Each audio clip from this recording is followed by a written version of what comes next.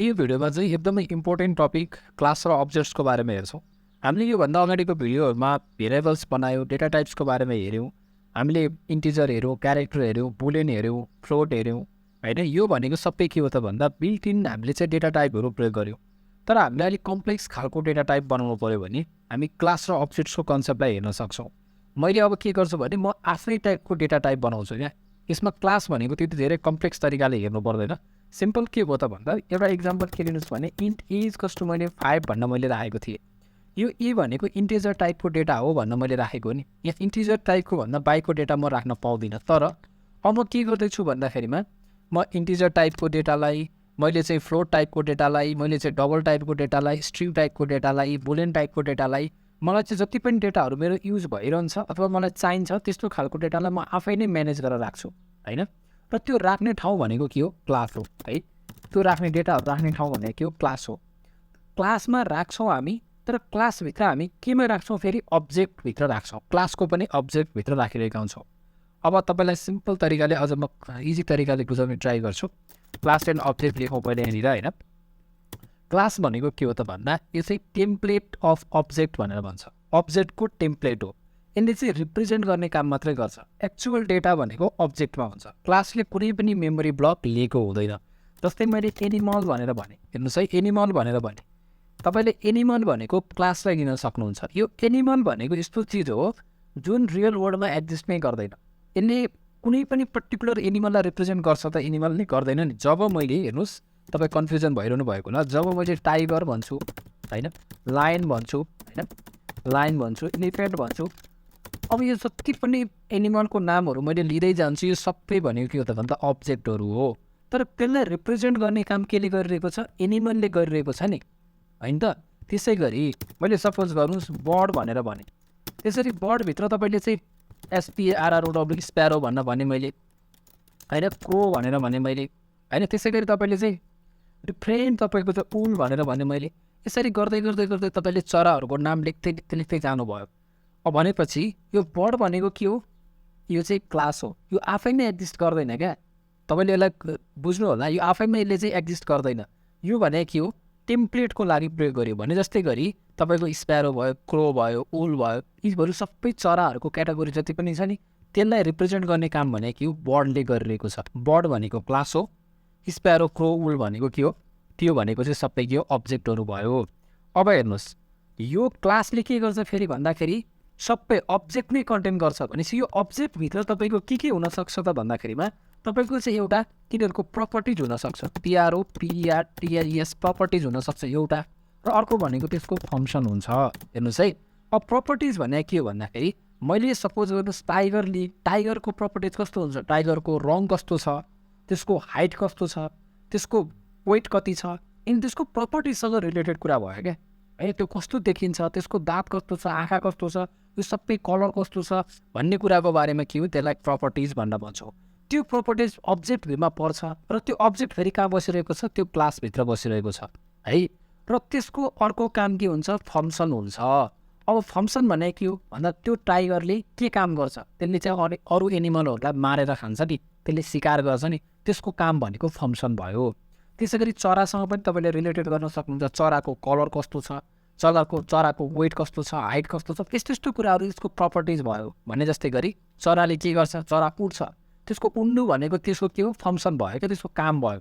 भनिसकेपछि अब्जेक्टभित्र एउटा प्रपर्टिज र फङ्सन हुँदो रहेछ, र त्यो अब्जेक्ट होल टोटल क्लासभित्र बस्दो रहेछ। क्लासले त्यसलाई रिप्रेजेन्ट गर्छ है, रिप्रेजेन्ट मात्रै गर्ने हो, क्लासले मेमोरी ब्लक लिएको हुँदैन होइन। त्यस कारणले गर्दाखेरि तपाईँले योसँग रिलेट गरेर अझै अरू धेरै तपाईँले इक्जाम्पलहरू पनि बनाउन सक्नुहुन्छ।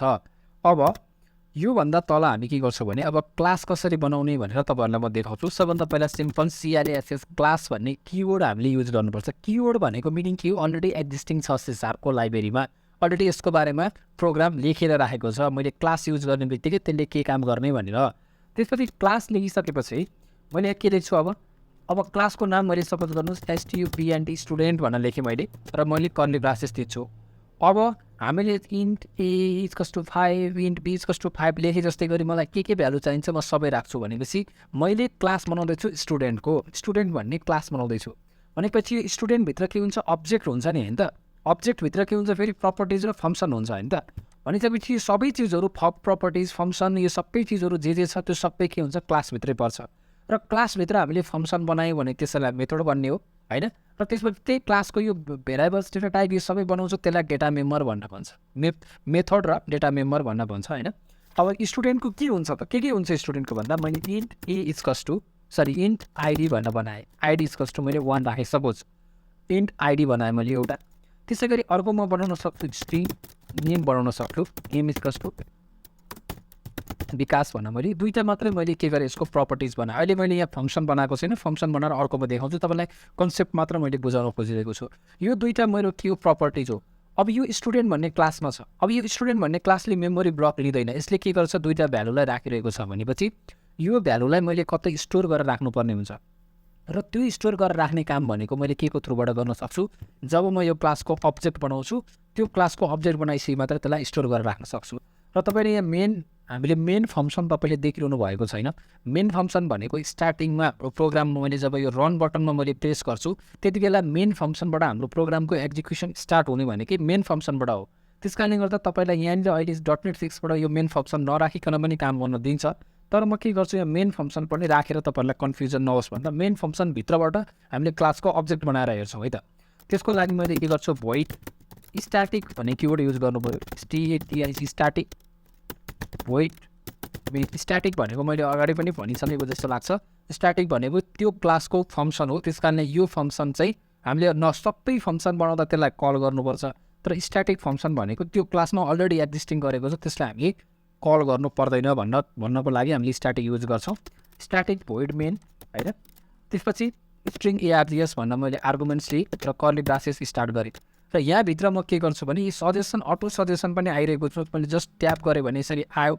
यसरी मेरो क्लासको अब्जेक्ट पनि बनाउँछ तर म आफै देखेर देखाउँछु तपाईँलाई सबभन्दा पहिला हेर्नुहोस् हाम्रो क्लासको नाम अब्जेक्ट कसरी बनाउने भनेको त्यो जुन हाम्रो यो प्रपर्टी छ यसलाई कसरी लगेर मेमोरी ब्लकमा राख्ने भन्ने कुरा हो अब्जेक्ट कसरी बनाउने भन्ने कुरा है त्यसको लागि सबैभन्दा पहिला मैले जे क्लासको नाम हो त्यही क्लासको नाम लेख्ने र त्यसपछि यहाँ रिफरेन्सको नाम लेख्ने रिफरेन्स भनेको जसरी हामीले भेरिएबलको नाम लेख्थ्यौँ नि त्यही भेरिएबलको नाम जसरी इन्ट आइडी इक्वल्स टु 1 भनेर भन्दैछ नि यो आइडी भनेको त यो 1 लाई के गरिरहेको छ 1 को भ्यालु लगेर राखिरहेको छ नि यहाँ चाहिँ भ्यालु लगेर राख्यो यहाँ चाहिँ आइडी भयो आइडीको ठाउँमा 1 भ्यालु लगेर राख्यो तर यहाँ तल रिफरेन्स बनाउनुपर्छ हामीले रिफरेन्स भनेको जस्तै ST भन्न मैले दिएँ ST अब ST इक्वल्स टु अब मैले के गर्दैछु रिफरेन्स बनाउँदैछु भने चाहिँ न्यू भन्ने किवर्ड युज गर्छौँ हामी अब्जेक्ट बनाउनको लागि र क्लासको नाम लेख्छौँ र क्लासको नाम लेखिसकेपछि यहाँ तपाईँलाई म केही कुराहरू भन्छु न्यू स्टुडेन्ट यो छ नि यो भनेको अब्जेक्ट हो र वास्तवमै हाम्रो जति पनि यो प्रपर्टी छ क्लासभित्र भएको जति पनि फङ्सन पनि बनाउँछौँ अहिले त्यसलाई हामी मेथड भन्छौँ भनौँ जति पनि प्रपर्टिज डेटा टाइप भेरिएबल जति पनि यो डेटा भेरिएबल यो जति पनि बनाएको छ त्यो सबै गरेर बस्ने भनेको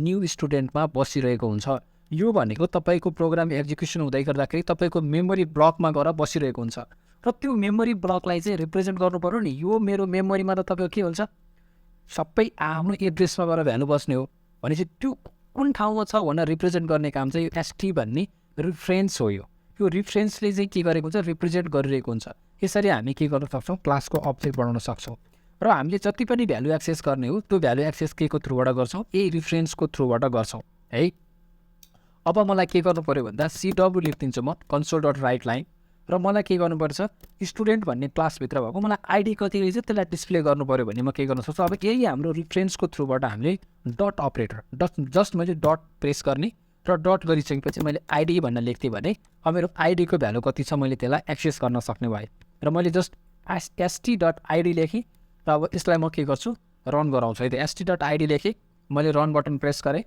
अब यसको आउटपुट आउँदैछ आउटपुट कति आउनु पऱ्यो हाम्रो भ्यालु 1 छ भने चाहिँ यसको आउटपुट 1 आउनु पऱ्यो तपाईँले 1 देखिरहनु भएको छ सो एक लेभलको हामीले क्लास र अब्जेक्टलाई मैले तपाईँलाई बुझाउने ट्राई गरेँ हामी यसको क्लासलाई हामी धेरै तरिकाबाट हेर्छौँ क्लासको अब्जेक्ट बनाएर हामी प्यारामिटरहरू पास गरेर पनि हेर्छौँ फङ्सन बनाएर पनि हेर्छौँ फङ्सन बनाइसकेपछि हामी डिफ्रेन्ट फङ्सनको प्यारामिटर डिफ्रेन्ट प्यारामिटर पास गरेर पनि हेर्छौँ सिम्पल म यसको समरीमा तपाईँलाई के भन्न चाहन्छु भने क्लास भन्ने जुन मैले स्टुडेन्ट भन्ने बनाएँ यो पनि मेरो डेटा टाइप नै हो अरू केही पनि होइन तर यस्तो डेटा टाइप हो मैले आफ्नो तरिकाले मैले यसमा के गर्छु अलरेडी प्रिडिफाइन भएको हाम्रो इन्टिजर स्ट्रिङ छ नि त्यो सबै भ्यालु राख्न सक्छु म यसमा फङ्सन पनि राख्न सक्छु म मेरो कामहरू गर्न सक्छु र त्यसपछि म के गर्छु त्यो क्लासको अब्जेक्ट बनाउँछु अब्जेक्ट बनाउने तरिका भनेको यसरी बनाउनु रहेछ भनेर तपाईँलाई थाहा भयो र अब्जेक्ट बनाइसकेपछि रिफरेन्स को थ्रुबाट चाहिँ म के गर्छु, मैले मेरो क्लासमा भएको प्रपर्टिजलाई चाहिँ एक्सेस गर्न सक्छु। र यो सबै क्लासमा मैले राख्छु सुरुमा। तर क्लासमा राखेको चिज क्लासमा आउने भनेको अब्जेक्टमा आउँछ र अब्जेक्टमा भनेको मेमोरी ब्लकलाई रिप्रेजेन्ट गर्छ र त्यसपछि यो रेफरेन्सको थ्रुबाट मैले डट अपरेटर युज गरेर एक्सेस गर्न सक्छु। केही कन्फ्युजन भयो भने कमेन्ट सेक्सनमा कमेन्ट राख्नु होला, म सबैलाई रिप्लाई दिनेछु, बुझाउनेछु। भिडियो हेर्नुभएकोमा धन्यवाद।